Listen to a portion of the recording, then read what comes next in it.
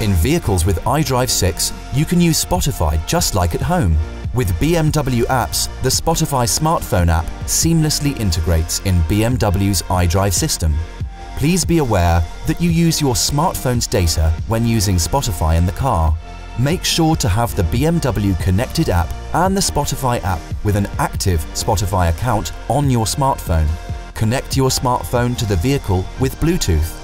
After doing so, your BMW automatically detects if you have the Spotify app installed and started on your smartphone. Please go to Media or Connected Drive, and after seeing the app appear, select Spotify. Now you can start enjoying your music.